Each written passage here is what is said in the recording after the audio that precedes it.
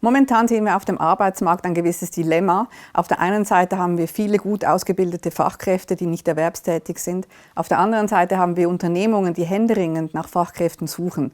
Wir sehen 3 Hauptgründe dafür. Das erste ist ein gewisses Copy-Paste, dass man nämlich die Vorgängerin oder der Vorgänger replizieren will. Hier plädieren wir ganz klar dafür, dass man eben auch Chancen sieht in gewissen nichtlinearen Karriereverläufen und fokussiert auf was da ist, nicht was nicht da ist.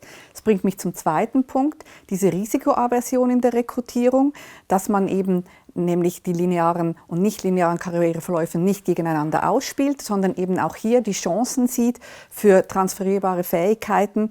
Und dann den dritten Punkt, dass man immer noch sehr stark traditionell die vertikalen Karriereverläufe bevorzugt und auch auf sehr traditionellen Kanälen sucht. Und hier würden wir einfach uns wünschen, dass man auch ein bisschen out of the box denkt. Und hier versuchen wir auch zu unterstützen, indem wir ein Label nämlich ins Leben gerufen haben, um Firmen auszuzeichnen, die sich dem annehmen. Und andererseits entwickeln wir eine digitale Plattform rund ums Thema Career Relaunch, um diesem Thema noch mehr Sichtbarkeit in der Schweiz zu verleihen. Der Mythos, dass es einen klassischen Karriereverlauf gibt, der hält sich stark und auch, dass das sehr positiv besetzt ist, nämlich dass die Mitarbeitenden dann sehr stark motiviert sind und man auch ein bisschen berechnen kann.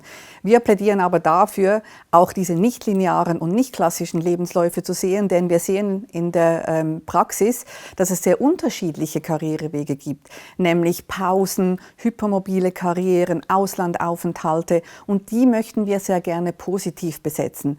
Diese nichtlinearen Erwerbsbiografien haben sehr viele Vorteile. Man zeigt Mut, Beharrlichkeit, Kreativität, Offenheit, Flexibilität, und das wünschen wir, dass man das noch mehr in den Arbeitsmarkt auch integriert und in der Rekrutierung auch positiv besetzen kann. Diversität hat ganz viele Facetten. Grundsätzlich geht es bei Diversität ja darum, dass wir eine Vielfalt von unterschiedlichen Perspektiven, Erfahrungen und Blickwinkeln in die Unternehmung und in die Teams bringen können, beziehungsweise dass sie ja schon da sind. Diversität ist ja eigentlich ein Fakt.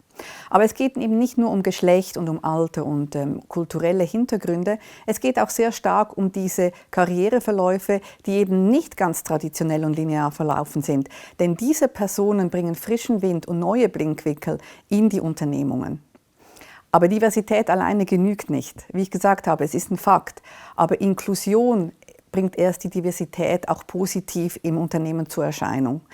Oft gibt es die Analogie, dass Diversität das ist, dass man zur Party eingeladen wird, aber erst die Inklusion führt dazu, dass man in der Party integriert wird und auch zum Tanz aufgefordert wird. Aber auch hier ist sehr wichtig in der Inklusion, dass man sich dazugehört fühlt, dass man psychologisch auch sich sicher fühlt in der Unternehmung und dass man jeden Tag sein bestes Selbst eigentlich zur Arbeit tragen kann und so einen positiven, zielführenden und nachhaltigen Impact für die Unternehmung leisten kann.